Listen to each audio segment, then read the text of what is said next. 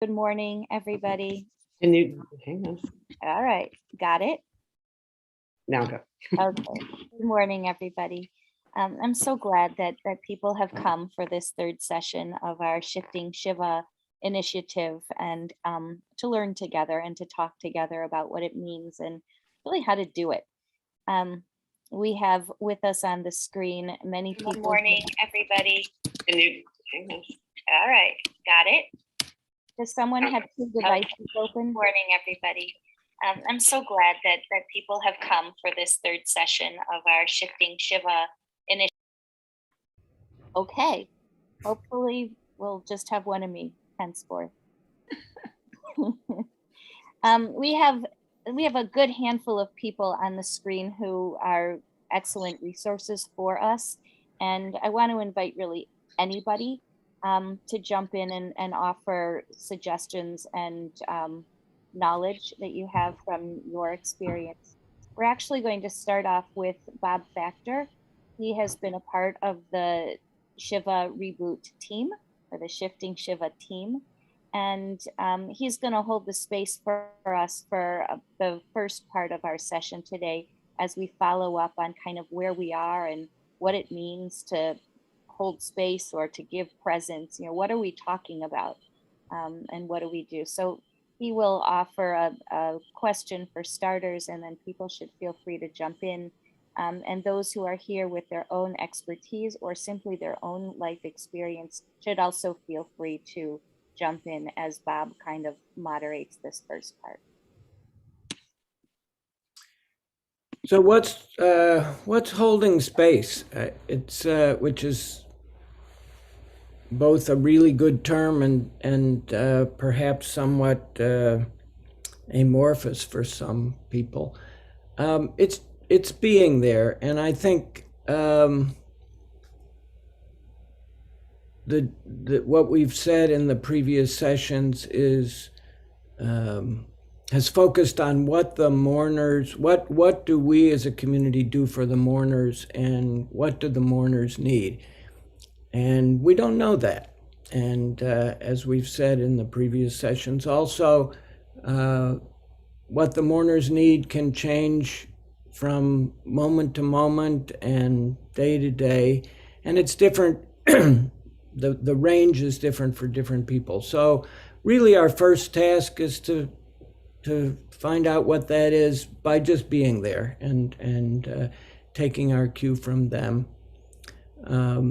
If you clicked on the link in the what's this week at Beth Israel Center, there's a whole long web page about mourning rituals and tradition and how we go about things that is really quite excellent. And if you haven't had a chance to read it, I would certainly recommend doing so.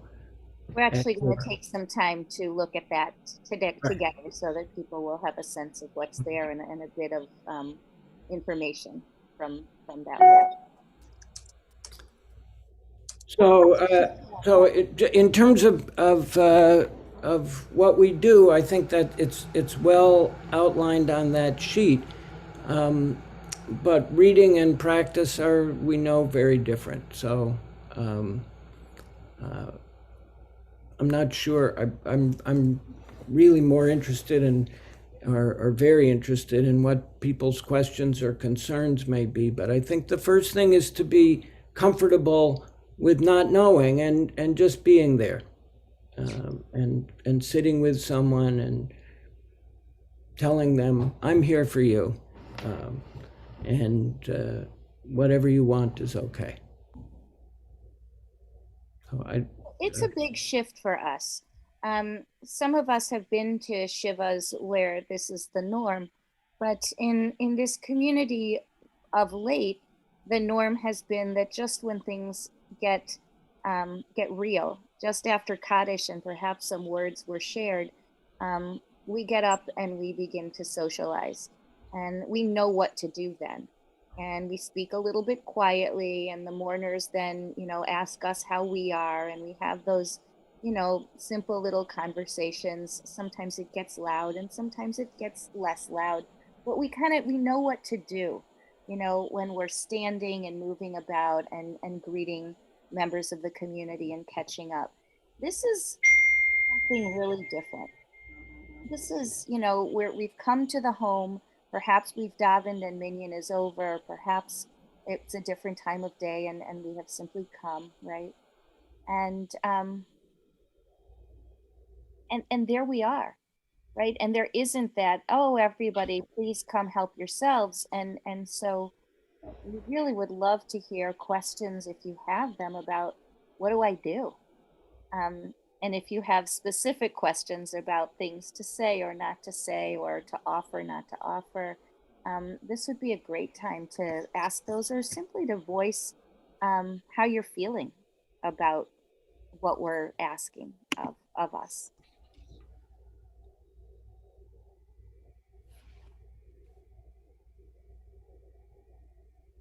Well, I actually was hoping I'd hear a little bit more from Bob before we started, because I think all of us have had the experience of mourners coming to us either in a professional setting, or even more commonly, just people we know and care about and love. And um, there certainly are books written about these things, but I'd be curious in your practice and how you help people, Bob, what you could offer us as to amplify our ability to comfort.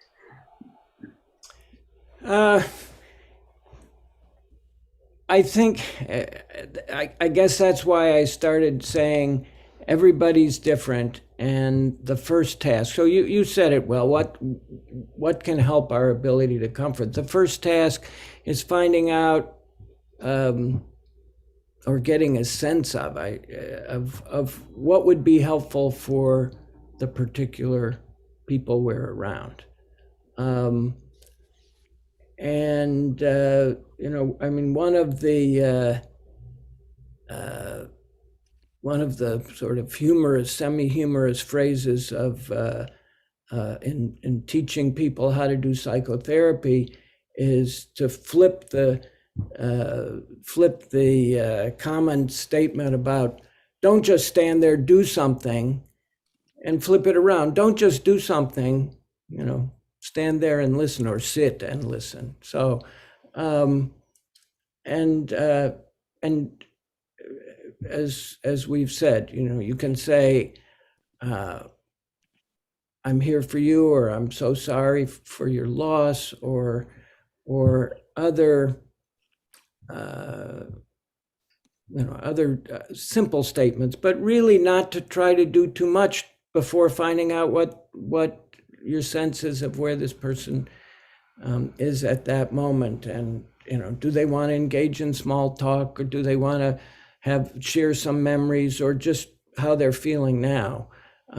I don't like to ask someone how are you doing, because it's such a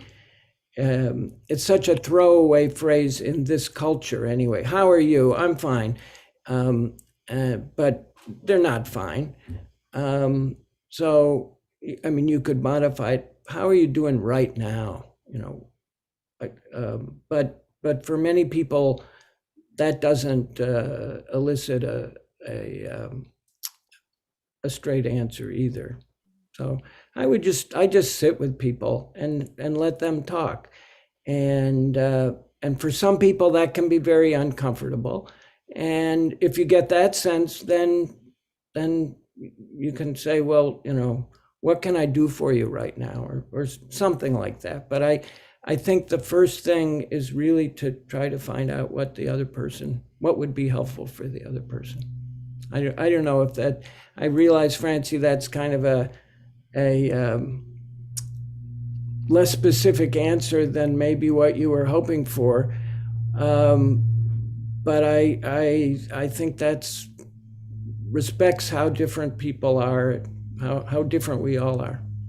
That is really, really true. And, I think the hardest thing for many of us who who like to help and are thinking about how we might help and what we might say or do is actually to refrain from speaking. Just to sit there and show up with our humanity.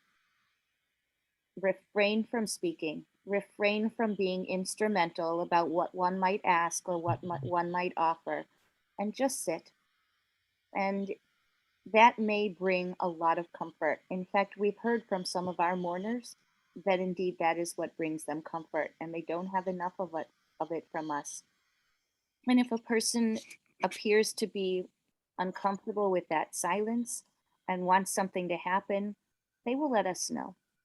And it's all right also if you're going to see someone who they may not know that you have lots of memories to share of their loved one. They may not even know who you are very well.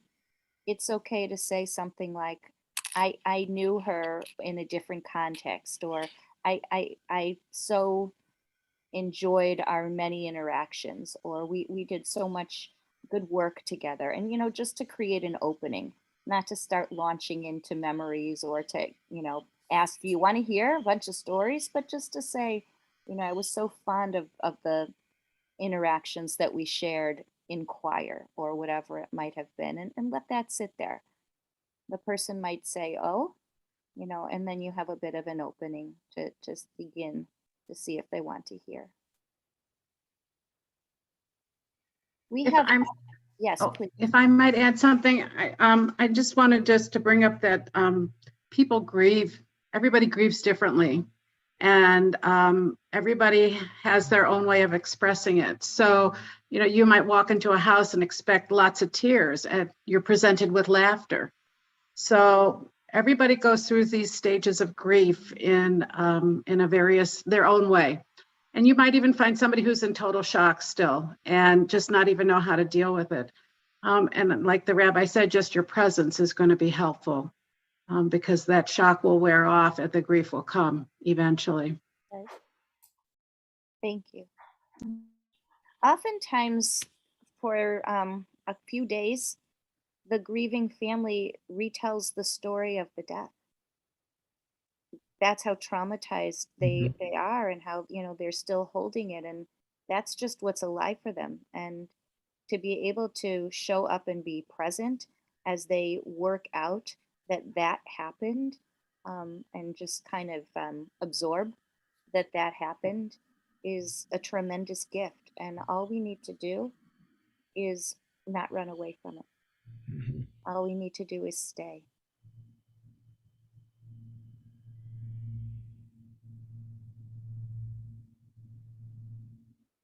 I thought I might just add that there might be some things that the mourner wants to indicate they don't want. And to maybe even make a suggestion that we can talk about what you prefer and what you would rather not have happen.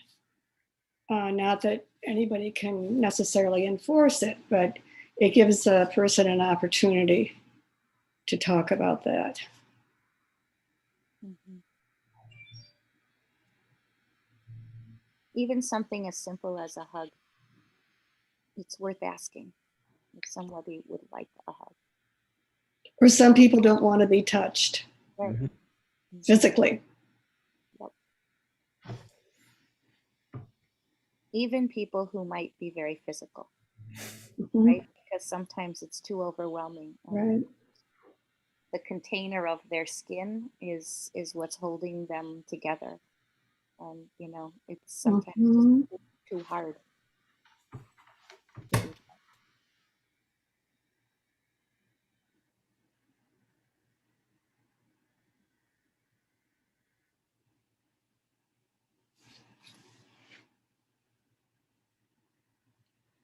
I wonder if people have questions about how to navigate the situation when the mourning person or family asks you, how are you? Tell me about your kids. How's your summer going? A broad question that has lots of things that you might say.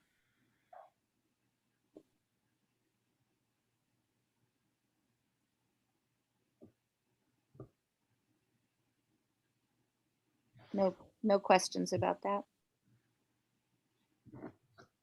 Well, not a question, but a comment. It almost seems like in that moment, what the mourner needs is not to focus on the mourning, but to hear about something ordinary. And they're telling you what they need, what you can give them.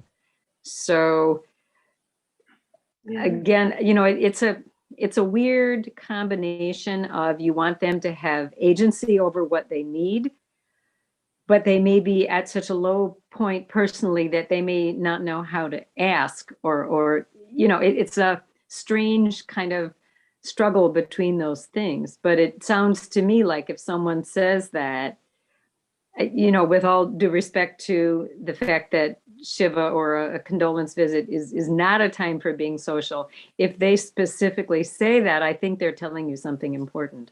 Yep. I agree. Yeah, I feel like, sure, go ahead. I feel like things kind of start out maybe contrived, but they lead into things that we might not anticipate. And I think that's like really been lost in the pandemic. But one thing that I notice about myself in Shiva is just the sort of being there in presence causes me to have interactions with the person or people that I wouldn't have had otherwise, because I wouldn't have thought it maybe that important, or I just wouldn't have initiated it. And then things just kind of come up. Yeah.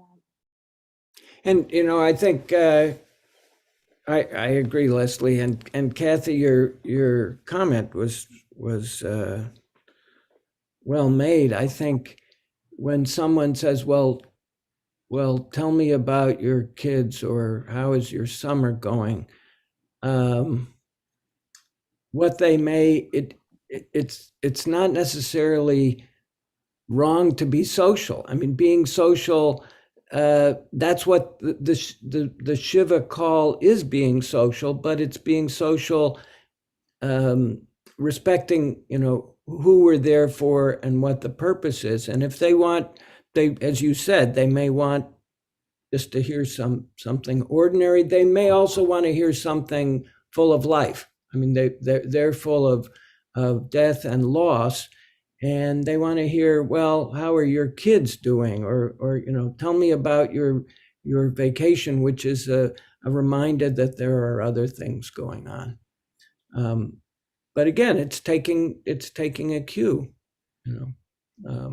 I would say, just as a response to that, so imagining myself in that position where someone, a mourner ask me a question like that, I would give the shortest possible answer, right? I'm not going to give a 30-minute recitation on what my kids are up to, but I'll give something brief, and then kind of wait and see what they say. If they ask for more information, I'll keep talking, but kind of a responding in a way that continues to center my attention on what they really need, right? If I'm seeing them kind of look around the room while I'm talking, right? They're not still focusing on me. Clearly, I've said more than they need to hear, and I should stop. So that's kind of how I think about it. I feel like we're talking about one-to-one communication that's really important, but when you go to a Shiva call and you're a person grieving and 30 people appear, you don't want to perhaps give your trust and deepest information to all of those 30 people. So somebody who you like from the community, who's casual, you like that they showed up, and they come to you, how are you doing? It's like, ew. You're not a person I want to take into my confidence. Don't try to dig into my soul. Thank you for being here, but just be, and we have to be cognizant that they're, especially during grief, but at any time, there are people who we want to really connect to, and less people who give us cues that you're a hello friend, I appreciate your presence, but you're not my real connector. So a community shows up, right? And there are members of the community who are close and members of the community who are members of the community. You see them at Shul, and somebody died in their family, and so you go. And you can go for 10 minutes and you show up just to show up for them. And they probably won't open up to you. Sometimes it works the other way. Sometimes we open up to people who are more tangential to our lives because somehow it feels a little safer than to open up to people who are going to carry that information close to their hearts. And once we've said it, they're going to keep checking back on us. And sometimes we don't feel quite ready to be that exposed among people who are actually going to be with us for the long haul. So sometimes we may get surprises. But Cher's point is really, really good. We're not coming in a clinical role. Even those who are clinicians, we're at a Shiva, right? This is not a time to pull out a portfolio of skills. It's a time to really just be human and try to be as focused as we possibly can on what the people we came to support might need in any given moment.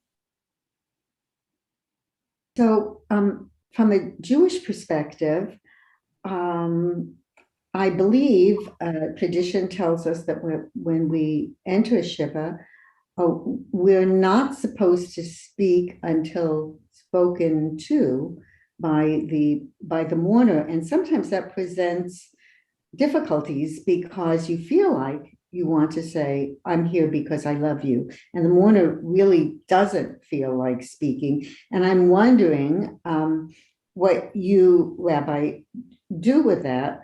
Likewise, there are people I know from just Jewish work who will say, what should I do next? Or should I help me recite a psalm or something? And so what do you turn to? What are the Jewish resources, and how do you deal with this particular part of tradition?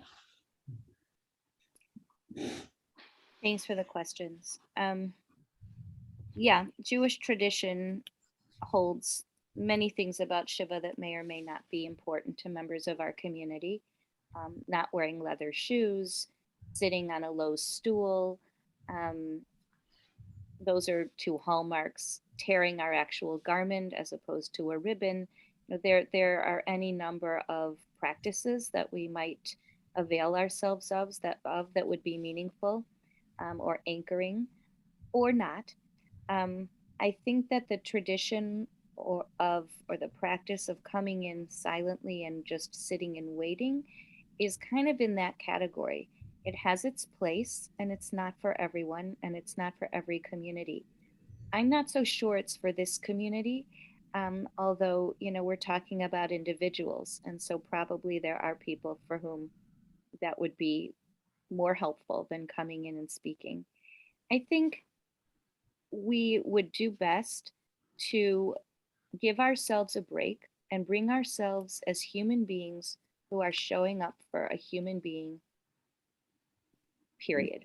And so if that means that you're human, you can't go in and just sit quietly, or it just feels excruciating and a person's giving you a look of panic or shifting their eyes because, like, what the heck? Somebody just sat down next to me and they're not speaking, and we're all just terribly uncomfortable. That's not what we want. We don't want to cause discomfort. So maybe your way is to sit down and say, I am sorry for your suffering. I am sorry this happened. I'm sorry for this sadness.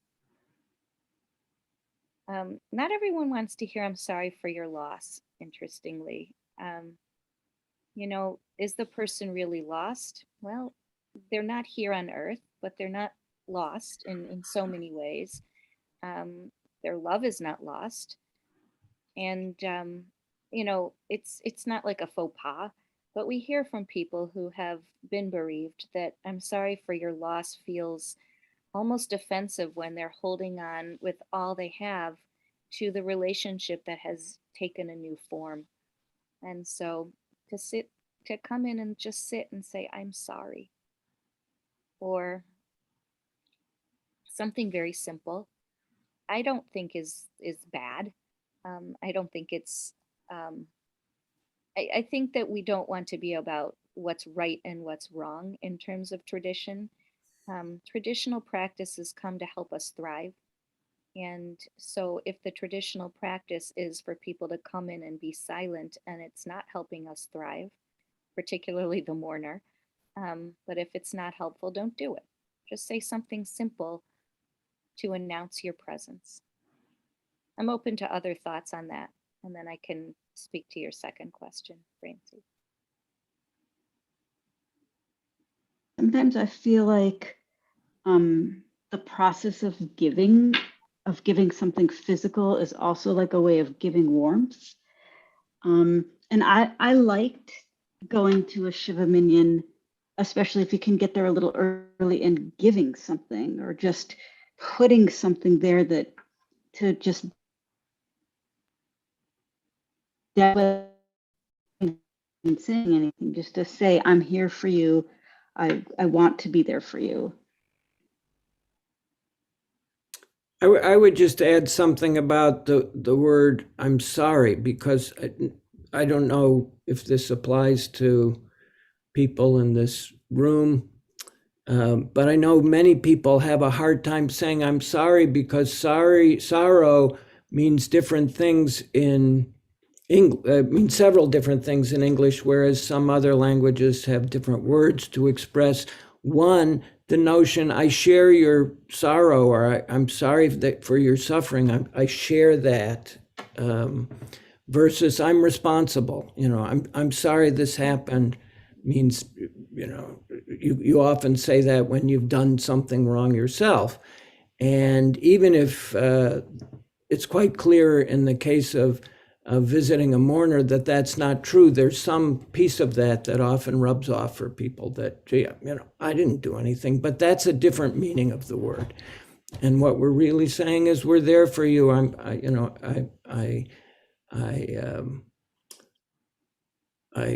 with you in your time of suffering. So I'm sorry your suffering is I think a really good way to say it. And I appreciate your comment about loss, because that may be touching something very different. I can just add, sometimes I wish statements can be helpful if I'm sorry doesn't feel right. So I wish this weren't happening. I wish you weren't hurting, can be empathic as well. Mm-hmm. Right. It is quite different to say I'm sad for you than it is to say I'm sorry. We may mean it. We may mean the same thing with it, but sometimes the words are important. I guess I think the other danger in I'm sorry for your loss in particular is that it's become so formulaic. I've heard people say it just as words, not necessarily to me, and I don't mean that as a criticism, but it's become sort of a shortcut, when what we really mean is I'm so sad for you. Like you said, Jamie, I wish this hadn't happened. I have said to people, I wish this never happened in any family, and I'm so sorry it's happening in yours right now, or something like that, because obviously we know we don't have control over the circumstances, but what we're trying to say to that person is, I'm sad that you have to feel this way right now, that this has happened to you. And it isn't quite the same. You don't want to imply that you share the level of grief that they have, but that you share. It's kind of like the dilemma about saying, I know how you feel, because that's a real no-no, because we don't.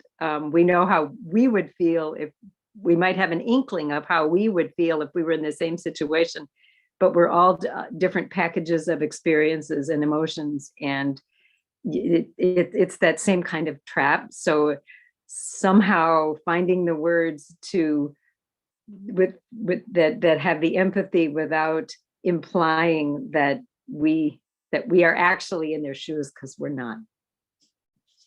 So wise, Kathy. And sometimes it helps to simplify rather than overthink.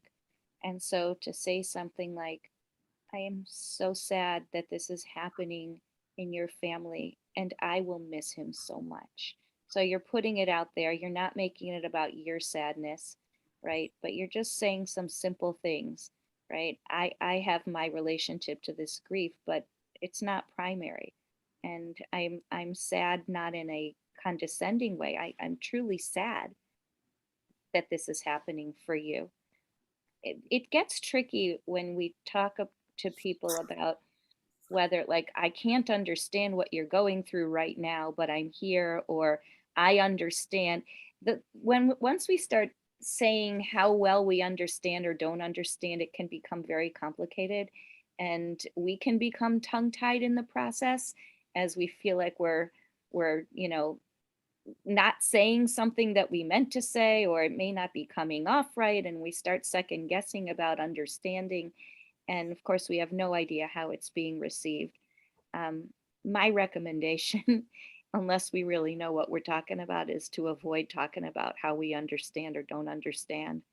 And we can say, I am so sad that you are having to suffer at this time.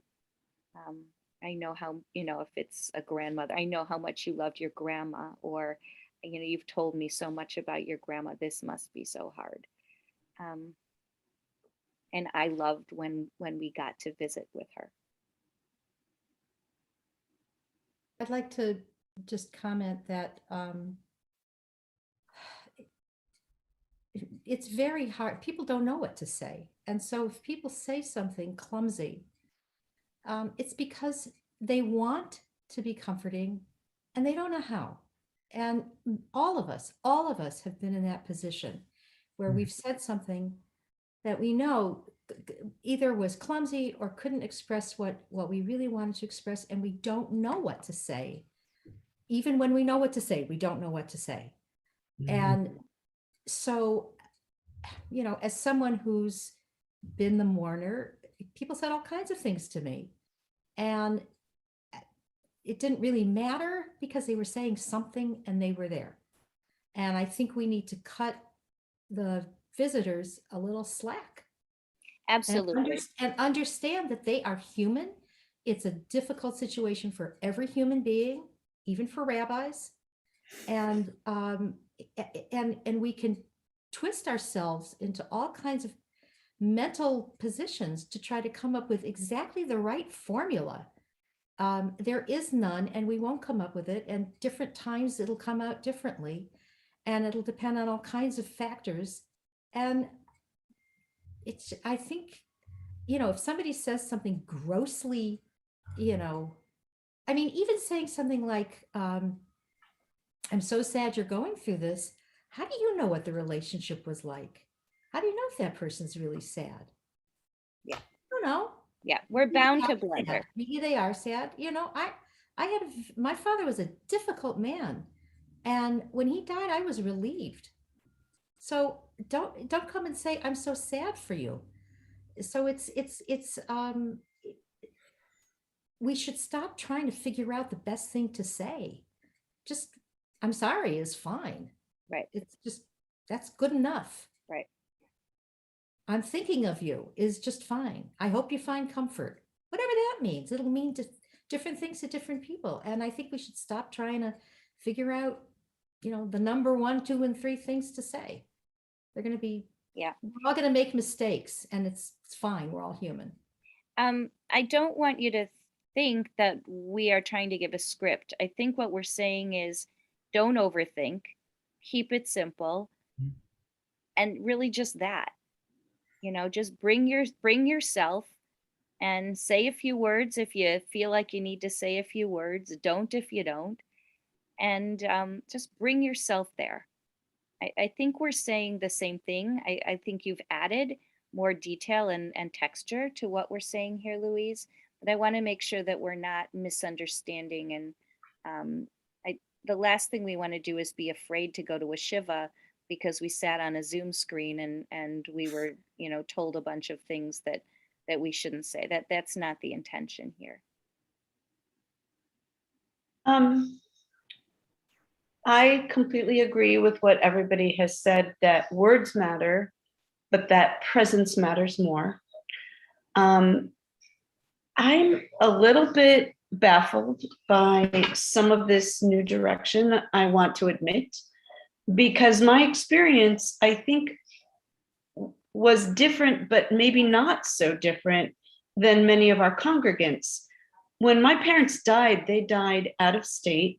I went to the funerals out of state. I was so comforted and happy that when I came home, I could sit Shiva here with this community. And the fact that in each case, there were maybe 2 or 3 days left of Shiva, the fact that my home was filled with my community and my friends was extremely comforting. And it was my close friends, but it was also just, as you say, community members.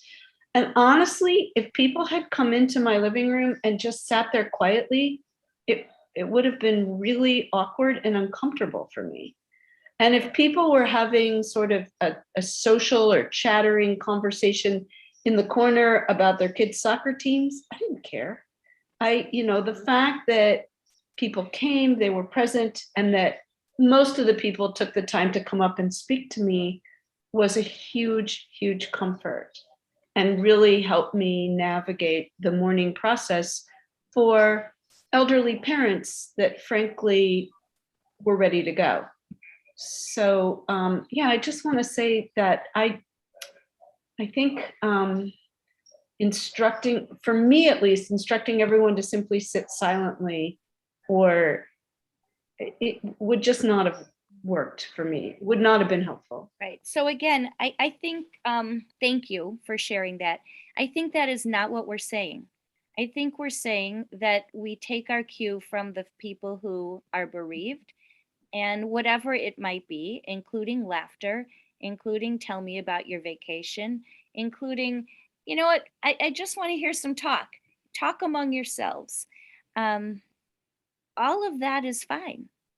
And I think what we're saying here is that we're showing up with presence and offering ourselves however we may be supportive.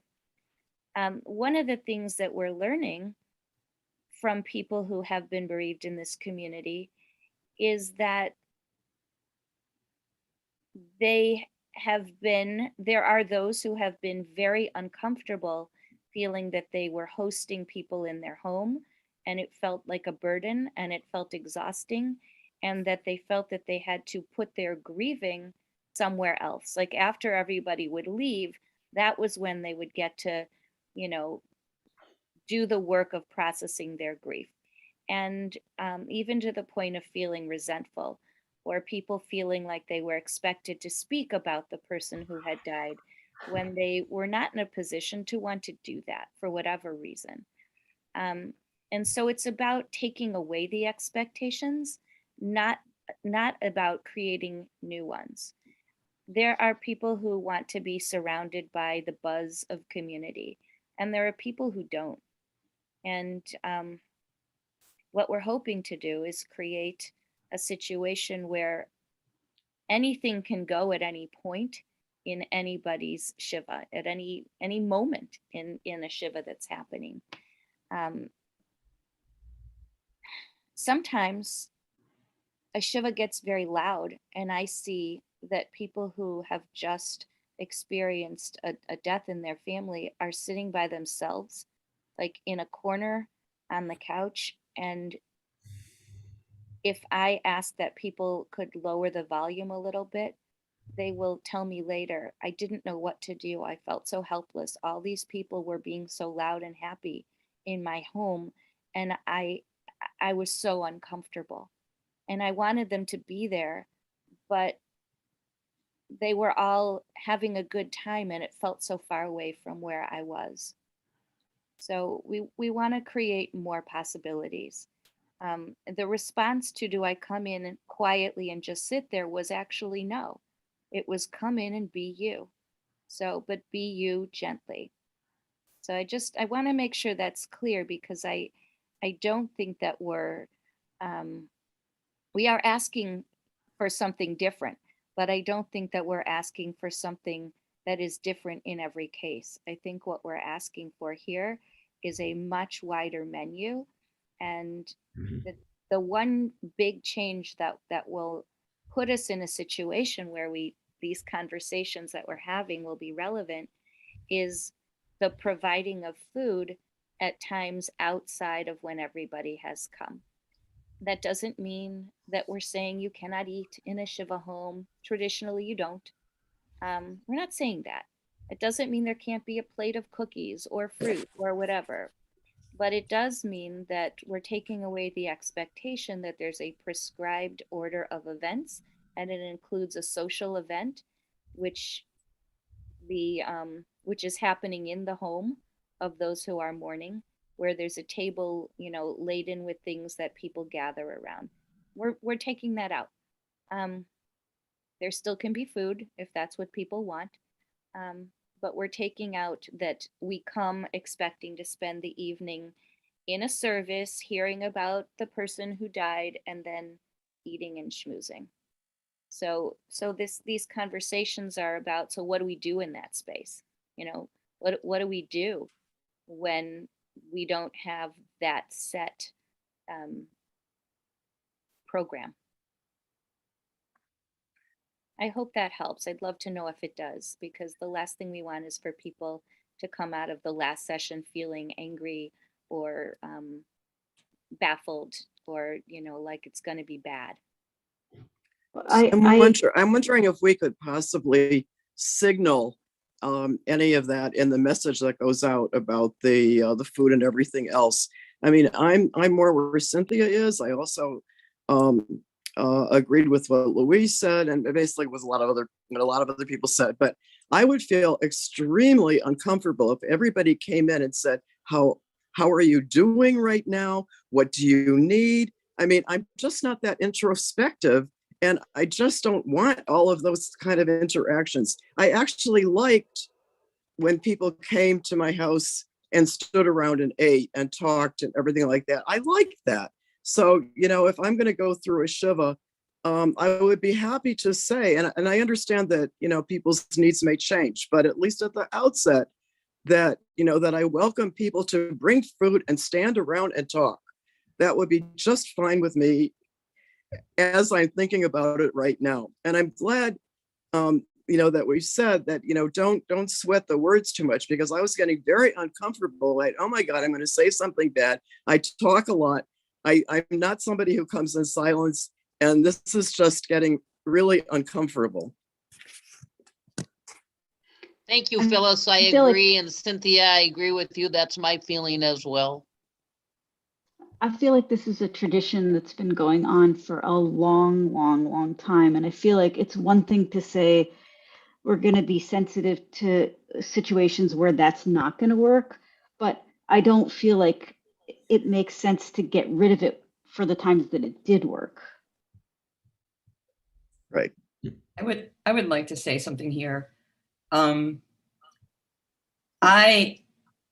really enjoyed having everyone come to my house as well and talk and have a good time. And that's so much of what our congregation has always done. And I know that Jim didn't feel the same way, but it's still, I think, erring in the side of not doing that, because I think even though he wasn't super comfortable with it, he still would have liked the opportunity. And I don't think he would have known what to say at the beginning. And it also changes over the time. Like the first day after the funeral, we're all really sad. But as the week went on, I felt more and more social and happy to see people. And I really wanted them all to bring food and to sit around and eat. And so each one isn't the same either. Like right at the beginning after the funeral, I was really, really sad. But after that, it was just lovely to have people there and people I didn't get to see. And also conversely, when I come to Shivas, it is certainly about the person I'm coming to see, but it is also like life is a circle, and it's joyous to see each other and catch up. And I know what you're saying about it being a social thing, and everyone doesn't want that. And I want to know too how people feel, but I think a lot of us, the reason the tradition at Beth Israel has gone this long is because many people like it and feel comfortable with it and comforted by it. Another thing I wanted to say is it also depends in some ways where your loved one fit into the community. When my father died, he was the community. He was I mean, everyone knew him, and I felt like I owed the community the chance to grieve. And it wasn't just me who was grieving, it was the whole community. And so I felt like I owed it to everyone to give them that space as well. And I mean, clearly we're all going to face this tomorrow, and it's not just the family that's mourning sometimes. Yeah. And we need to be sensitive to how everyone's mourning. And so it's this combination, and it's hard to do the right thing, but there is no right thing. And as you said, let's, be sensitive to the people that are mourning. Yeah. But when it's someone in the community, for example, everyone's mourning, and we all have our very strong feelings. So you're raising some really important points, and I thank you, and thanks to the others that led up to what you shared just now. This is a shift, and everyone is different. And so want to offer a little bit of perspective. When I started speaking with the people who I've been working with on making this shift, some of them are old timers in our community, and actually said, I don't know when it changed, but what you're describing is what we used to do. I'm not sure how we got away from it. The last two deaths that we've had, including the death of Steve, the bereaved families actually said that. They said, I remember when people used to bring meals to the Shiva home, and we didn't have to have the social environment where we were hosting people and having a social scene in our home. And so here we have the current death and the last one saying, I never wanted a house full of people enjoying themselves. I don't know how we got to that. I remember when it was different here. So in Hebrew, we say yesh v'yesh. There's this and there's that. Different people have different needs. And we can't assume that people want us to come with food in hand and set up a table and invite people to partake and hear people catching up. We're coming into their bereavement, and we don't know what it's about. So there will be families that want to be stocked with, a steady supply of pickup food, and they want people to come in and out of the house. And that's what we should offer them when that's what they want. And there are families that don't want that. And I'm amazed at how they're coming out of the woodwork. In fact, the last Shiva that we had before the pandemic also was one where the family felt ill-served by the typical way that we have been doing it of late. So I don't think we can say that, this is, the community has always done it a certain way that works for us. It actually doesn't. It works for some of us, and it doesn't work for others. And so what we'd like to do is offer to show up for people in the ways that they want to be supported. And I hope that that makes sense. Rabbi, I so appreciate that clarification. And I really, really appreciate your comments, because I'm obviously unaware of what, you're the one in a position to know what people want or what they haven't liked in the past. And, that's why we need to listen to you, because you're the one that's got your finger on the pulse of the congregation. So my question is, how do we know? Is there some way, maybe Phyllis alluded to this in the messaging, for, a simple thing like, do I bring my Shiva apple cake or not? Right. And one other question is, I think typically people that wanted to speak about their loved one have said that to whoever's leading the minyan, so that whoever's leading the minyan, who could be you or somebody else, says, I understand so-and-so would like to say a few words. Is that going to continue to be our practice, that person tells someone whether they want to or not? Yes. So usually they tell me, or if I'm not there, they tell the person if they'd like to. Sometimes they've already told me, and I tell the person what the plan is. And sometimes they don't want to speak. And I know that, and they don't want it to be an awkward moment. And so I cover that moment. Um, yeah. And as far as letting people know what is wanted, we will, and we have been, and we will continue to let people know. So we have said, please do not arrive with plated food to be served. And people didn't. Um, I think we'll have to see as it emerges that there are families that would actually like that. So part of what will help us is going back to what we used to have here in this community, which was that someone would coordinate the Shiva. And I don't mean the office, I don't mean the rabbi, but a friend of the family or a less primary relative would coordinate the Shiva and let us know so that then we know what to put out. So for the last one, for example, we put out a meal train and the family wanted dinners, and so we put out according to their preferences and timing that they wanted it brought and so on. um, for the Shiva for Steve, they also want small things to be brought, and Paula Volpiansky is coordinating their Shiva, and she's the contact person. So many communities have that, and this community used to have that as well, that people knew whom to contact when there was a particular death. So it would be different every time. And you would know, just like if you had children and you had a person to call to watch the older ones when you went to deliver the newest one, you just knew who that person was going to be, who was going to come in the middle of the night, that you know who the person's going to be, who's going to coordinate a Shiva for you, for your friend group. And we have this team that is ready to help when there isn't an obvious person for the family to rely on. And so I did the Shovers. It was a holiday weekend, so even our team was away. So I coordinated their Shiva. It's not difficult in most cases.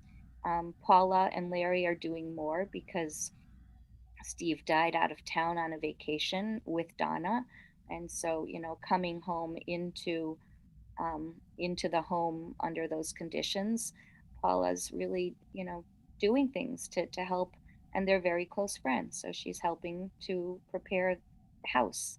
And sometimes that's a piece of coordinating that's appreciated, from one very close friend to the next. I want to say something about it being a Shiva being a time for community members to catch up with each other, and to experience sort of that joy of coming together. Um, it's a tricky one, and I want to be respectful of the feeling that is part of what we come for. I also want to say that that's really not what a Shiva home is for.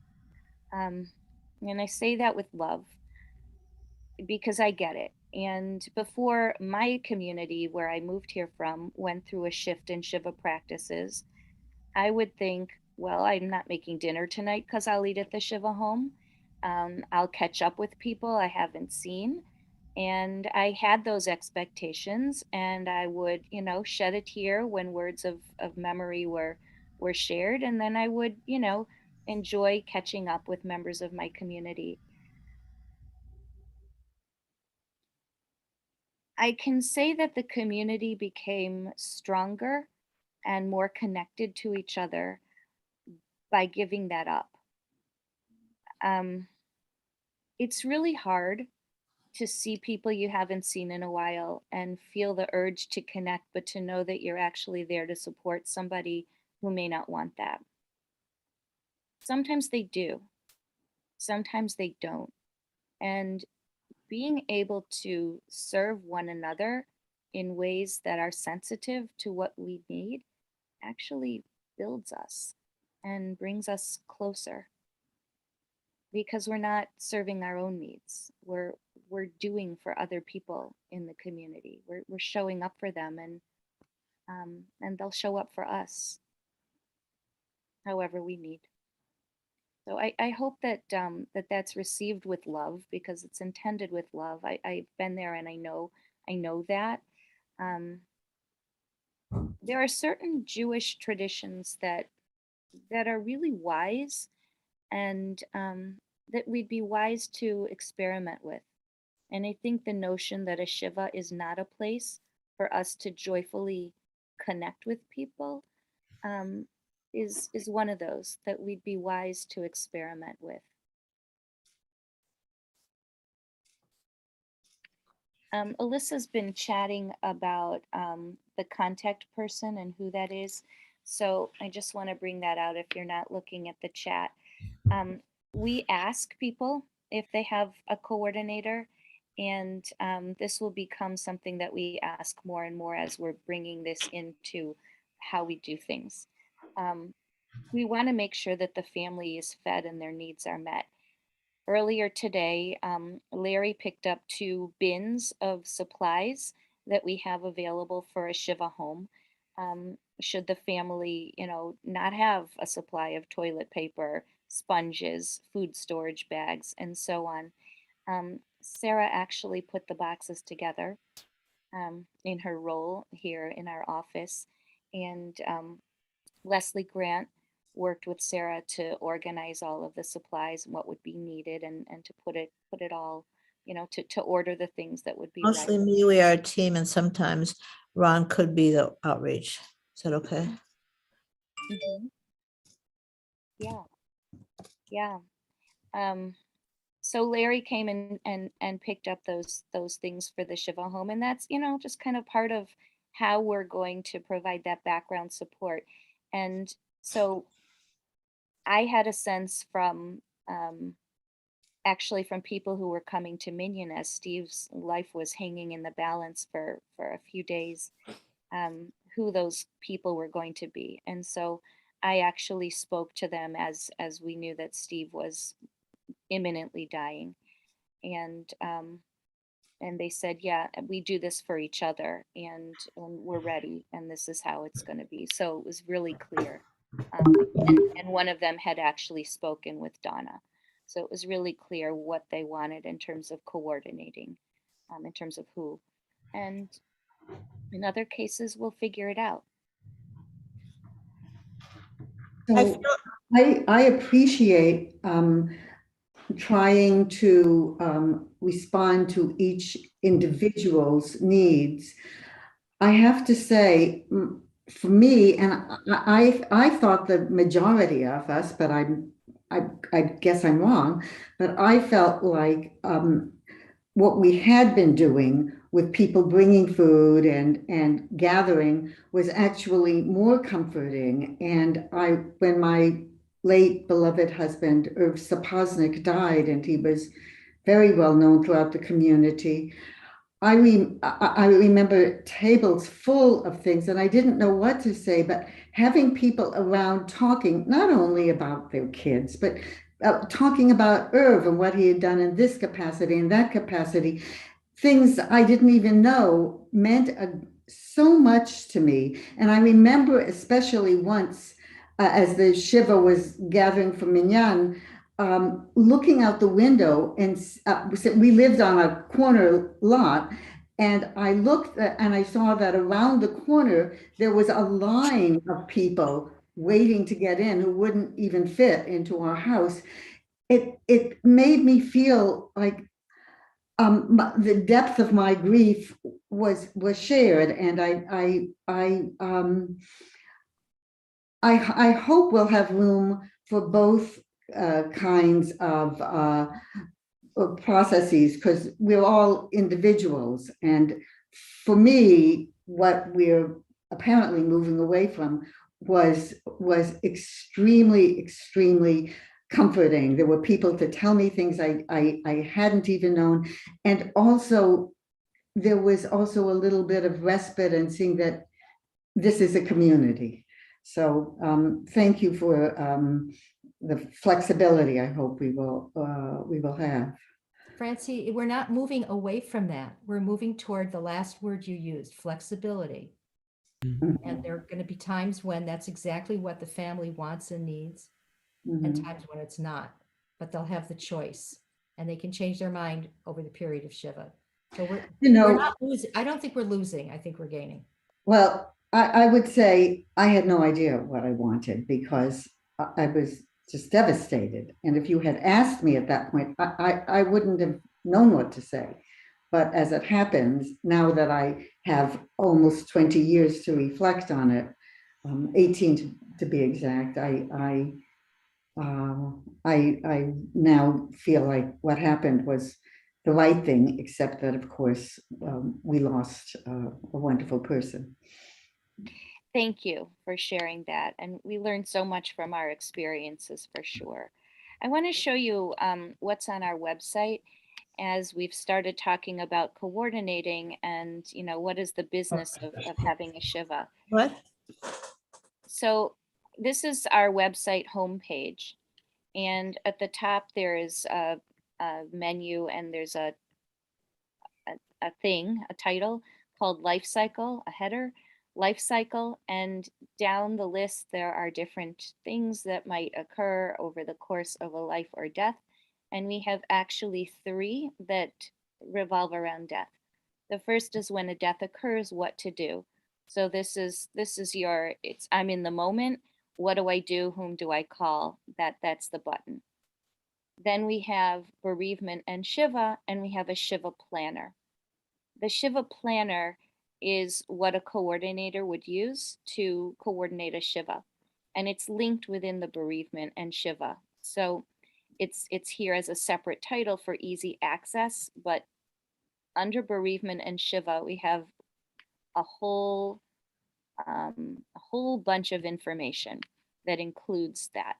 So we have a bit of an introduction, and then there's a guide to the different stages of Jewish mourning, how we conceive of different stages, and how what a mourning family can expect and may want to avail themselves of, and what the community can learn from, and how the community can see how to be supportive. So I think there's some relevance for us here, and I'm not going to read the whole website. You'll see that or the whole page. You'll see that it's a lot. But right now, Steve's family is in what's called Aninut. And Aninut is the time between a death and a funeral. Mm-hmm. And their task right now is to get themselves to a funeral. So it's to make their arrangements for the funeral, to let people know. Often, you know, you start a chain and people let people know for you. But that's their job. And they are off the hook on any other sort of Jewish ritual jobs. And this is also a time when we are supposed to give them space. So our comforting of the family begins at Shiva. And that's something that many people aren't aware of, that as much as we want to jump in and share how sad we are because we're also sad, or because we love the people who are newly bereaved and we want them to know that we are there for them. The basic rule of thumb during Aninut is that people who should be in touch with a family know who they are, and others should wait until they're told how to be supportive. We then come into Tahara and Shmira, which you can read about. Primary mourners and mourning customs then. I'm not sure that I need to go through this, but I would say jump in if I'm scrolling through something and you're like, wait, what? What is that? We talk here about funeral planning, what happens on the day of the funeral, burying, Shiva. Shiva visits, the role of the community.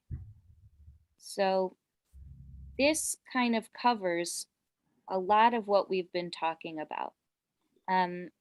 We talk about, for many of us, the hardest but most important way to fulfill this mitzvah is to be present with the mourner and offering them our full attention, and goes into some more about that.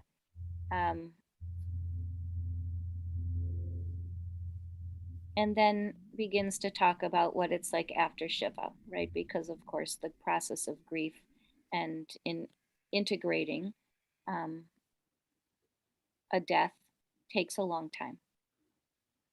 Okay, it takes whatever time it takes, but for most people, it's not just a week. So Shiva's that cocoon, and then there's the whole rest of it. And then it goes into some things that people may wonder about. What is it about a Jewish casket? Do we cremate? Can we do organ donation? What about flowers? These questions come up pretty much almost every time there's a death. Not the cremation one, although I've found that that's come up probably a fourth of the time in my small experience here. Markers and some resources.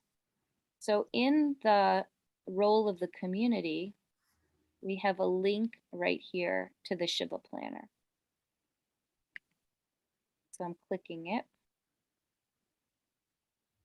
And you'll see that it's not very complicated. Here we're just asking name and address kind of information. Where are we going for Shiva? What time is it going to be at? You know, is it open all day? Are there certain times? Is there minyan at the Shiva home? When is it? Then we talk about supplies and equipment, and that we have backup supplies that can go to any home. We have backup supplies here at the synagogue to replenish the bins. This isn't to say that the synagogue will provide everything that's needed in a home. Homes typically have things, but sometimes they don't, and sometimes they run short. And so we have backup supplies.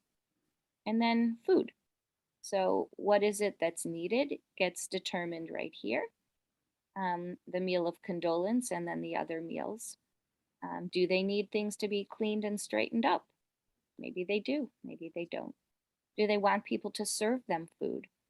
The tradition is that mourners are fully served. They just sit down. This community is probably far away from that, as many communities are. For many people, that would be more uncomfortable rather than comfortable to be served, but we offer it. For some people, that would bring comfort. Are there dietary concerns? So here's where we'd fill in kashrut information, whatever it might be, allergies, what they like to eat, and if there's going to be an online sign up for us to send out, and then contact numbers. We haven't talked about the meal of condolence, and I'm wondering if people might want to, if people have questions about the mechanics of things, and if people might want to talk about the meal of condolence while I figure out how to stop sharing. No, but I also think it's important that we put out the Shiva notice, that we mention and develop a set of language, because as many of you know, I'm coming from the point of view that someone in my house feels very strongly that they like a lot of people and food around. And after hosting a Shiva for somebody whose 30-year-old daughter died, they wanted the community, and they were grazers, and they wanted people here all day to graze and be family with them. So I hope our language in the announcement says food for mourners only, no food, please don't bring food, or food table for community appreciated, so that we need to have those options when we see the announcement, and also in all of our literature. Thank you. These are all good suggestions, and we are so far doing our best to put out that information. You know, we're still in a time of pandemic, and so I'm not sure that the information we've put out has kind of resonated in that way. When who was it? Not Betty. Shirley Ottenstein, Sandy. When Sandy Ottenstein died, that was our first in-person Shiva, and since the pandemic started, and meals were provided to the family at meal times, and we put out the note, please do not come with food, expecting it to be eaten. And that was really because we weren't taking masks off indoors. And the family was concerned, everybody was concerned. Just to be in a home together was a big deal. And so but it was also the first Shiva where we put that word out. So we will be putting out that kind of information as we go. I spoke with a member who was concerned. This person is a grazer and wants to have people in the home when they are bereaved throughout the day and with things to pick up and eat. And this person says, I don't want meals. That's not going to work for me. I don't eat meals. So that would be how we would attend to that person. We would put out that, people, the family would like visitors throughout the day, feel free to bring something to set out that can be shared. And yeah. And also in what we provide, we can do some organizing for that as well. In the document, I saw on the screen going by, I guess under Shiva itself, the traditional saying that people say when speaking to a mourner, may you be comforted as one of the comforters of Zion, in English, and a whole in the Hebrew phrase. And maybe that's, we didn't mention that in our discussion, but that's always available. And maybe that's the best thing, like for those of us who are afraid to say the wrong thing, or, or just not sure, that our tradition gives us a perfectly wonderful sentence to utter. Yeah. Thanks, Phyllis.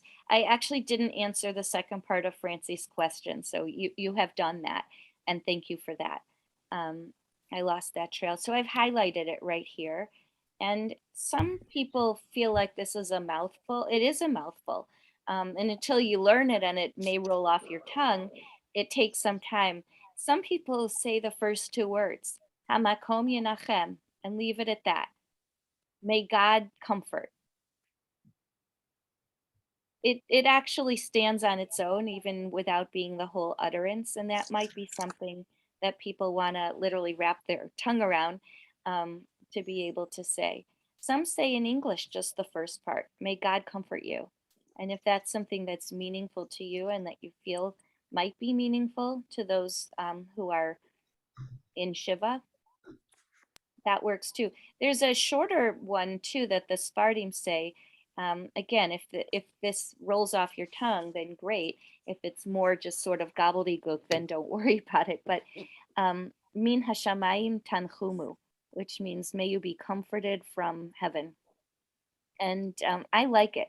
I think it's just a warm, embracing, less wordy statement.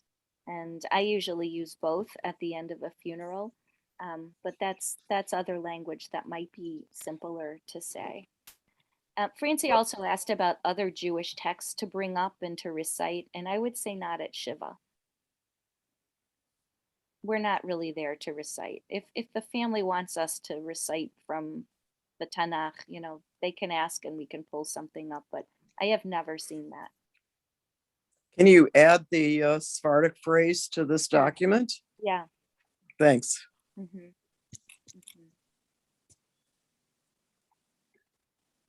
I was in Israel during the Yom Kippur War, and at that time, I haven't heard it used since, but at that time, another thing people used to say, I'm curious what you think about it, since we all felt like we were in the war, people would come to the house of mourning, usually of a young soldier, and say, "Ani mishtatefet itach be'evel." I join you in mourning at this time. I don't know what you think of that. I think we should not overthink what we say. I think we should bring ourselves as human beings and do our best. I'd like to add that not everyone believes in God. Not everyone, people may be angry at God. So what I like to say is, may you be comforted. Then the comfort comes from wherever that person is going to get it. And and that's not something I'm overthinking. It's what I've been doing. It's what I've been writing in cards. Works That's a great suggestion. I can add that in here too. Yeah, exactly what I was thinking, Louise, is may you be comforted or may you find comfort. Um, because not everyone wants the direct God reference in there. And as you say, very validly, people may be angry with their concept of God right then because something's been taken from them and they feel something happened that shouldn't have happened. And so, I mean, I guess in a way it's one of those essential contradictions and the dualities that eventually we try to pull into balance. But thank you, Louise, that I agree. Yeah, but you know, we have the Kaddish. There's the epitome of praising God.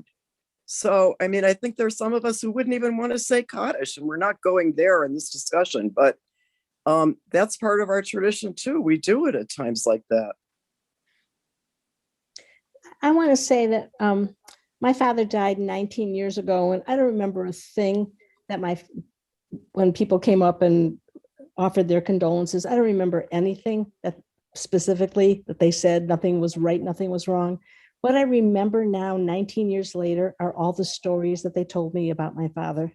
And I hold on to those stories tightly to this day because that is what got me through my mourning. Yeah, it is interesting. 2.5 years ago when my brother died was the first time we'd had a Shiva in our home. And it's not that long ago, but incredibly touched by how many people showed up. I don't remember specifics of what people said for all that I said earlier about being sensitive in your words. I don't remember what people said. I remember that they were here, that they surrounded me, that my home was filled with, however you feel about the exact words of the Kaddish, my home was filled with it. And it felt really, really right in that time. And then there's the food thing. People were so generous with food that we had no place to put it. We have a small refrigerator and no separate freezer. And, there was so much food. We had to give some of it away, but it felt wonderful in the balance of it. It felt wonderful. Was every moment perfect? Probably not, but I don't remember those things. Like you say, Judy, what I take away at then and now is the community showed up. More people than I had any idea cared and showed up, and that matters. Yeah, I think we need to separate out the food issue and the community issue. For me, when my mother died and people came here to the house, we buried her in Evanston, but I loved having people here, but they brought for me the wrong kind of food and I ended up throwing it all out. And so I would need to separate this out. I wouldn't mind having some fruit on the table, but the number of desserts overwhelm me. Right. You can have a house full of people sharing stories, whether they evoke laughter or tears or whatever they evoke, with or without food. Yeah. I think it's really important. I wanted to bring up the fact that in a Shiva, there may be relatives from out of town who are not part of our community, and you often see them standing there. They don't really know the people. And I think maybe we could talk about approaching them, introducing yourself, making them feel welcome and part of, because they're grieving too, and this is not their community. They don't know us. So they're often kind of in an awkward place. And I see them standing off to the side and no one's talking to them. So we want to make sure that they feel welcomed and included in our concerns. Really glad that you brought that up. We loved Herman Goldstein, Alava Shalom. We loved him so much, and people really came out for his Shiva. But his family wasn't fed. They had no meal after the funeral. They were not given dinners. There was food brought to Shiva, and so they ate that. There was some very delicious food that was brought to Shiva. They eat health consciously, so they picked around the food, but they didn't have meals. And there were times when because they are not part of our community, there were times when there was a whole buzz of communal, you know, connecting in the apartment, and those who were mourning, the 3 children, were just sitting quietly. And actually this happened every night of Shiva. And I'd love for us to show up with a mindset that we are coming to care for those who are mourning, because we certainly did come to care for those who were mourning, but we stuck to kind of our standard script of service, story, talking, whatever, and then social. And the social was difficult for them. So just putting that out there in terms of paying attention to those who we may not know.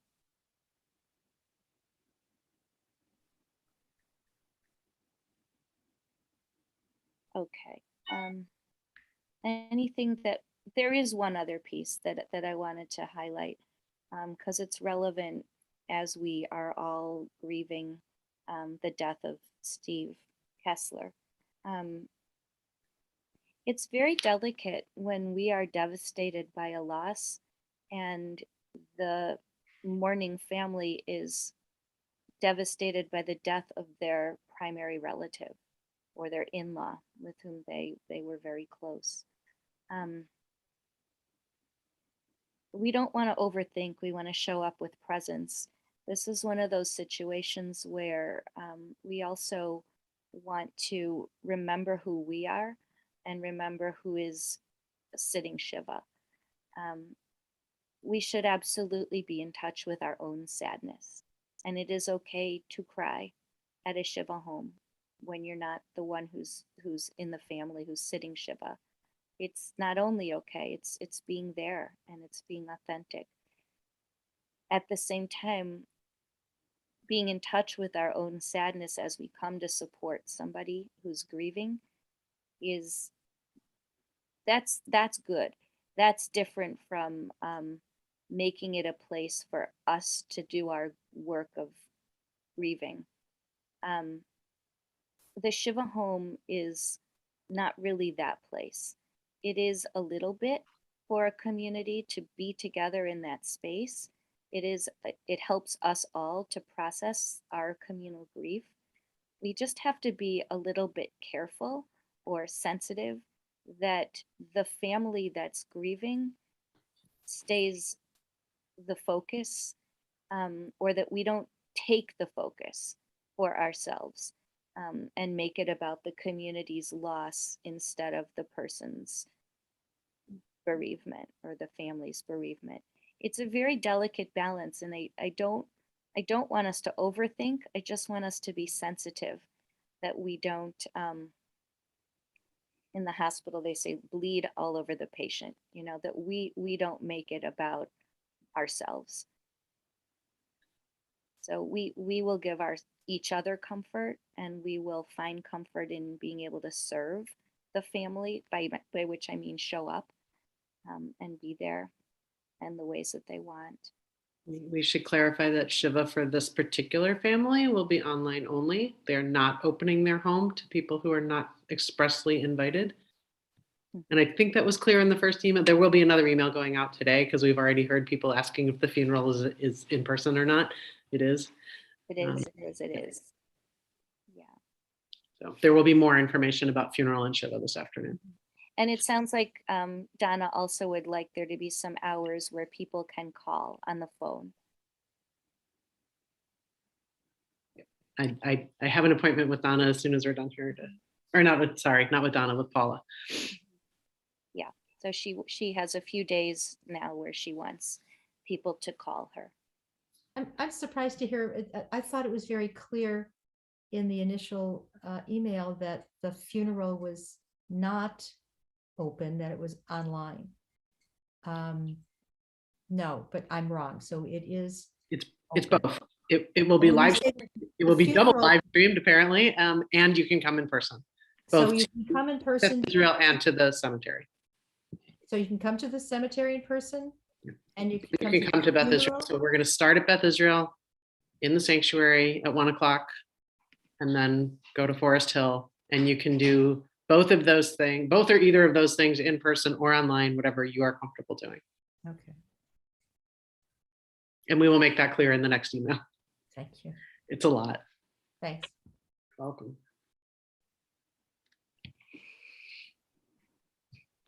We're sorry it wasn't clear the first time.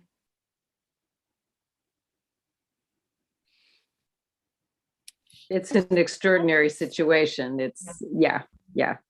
I That's- want I to think- acknowledge, Rabbi, that this is a more personal loss for you as well. Since you work so closely with Sarah, you may be closer to the family, I don't know.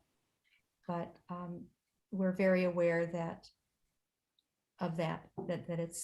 this may be a different loss for you than other deaths have been. Thank you. This has some other layers. I think for those who are here, it may be good just to point out that this synagogue is Sarah's place of work, and that we will need to be very, very sensitive to let her be at work when she's at work. She may not want to hug. She may just want to be at work, and she probably will want to just be at work. So, She may also not want to answer the phone. Rest assured that our voicemail system works. And we're going to give Sarah permission to let calls go to voicemail, check the message, and take care of what needs to be taken care of. Assuming, once she comes back and we're giving her all the time she needs. right.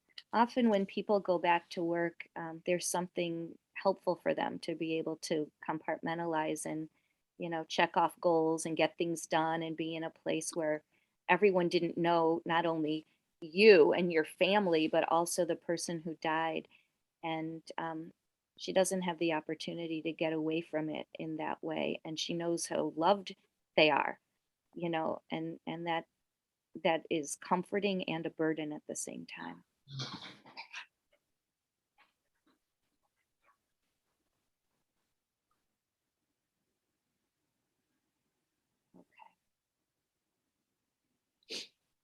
This process is going to take a lot of time, and we will feel it as we move through it.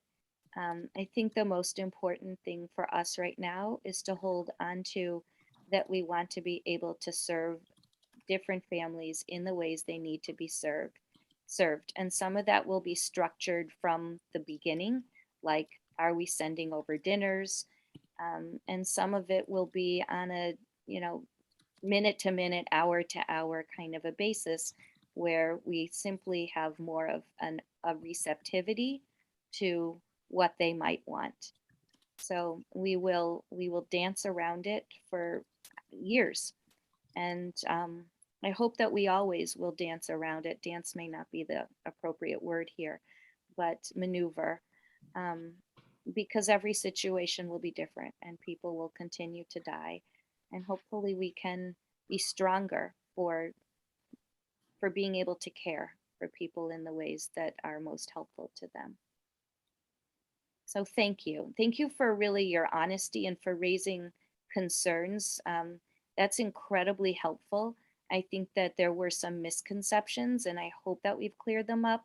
And also there really are concerns about not losing the opportunity for certain ways of grieving in favor of a different approach. So I hope that that people who raised those concerns feel that they were validated and that there is room for all different ways of moving through the experience of a death and following a death.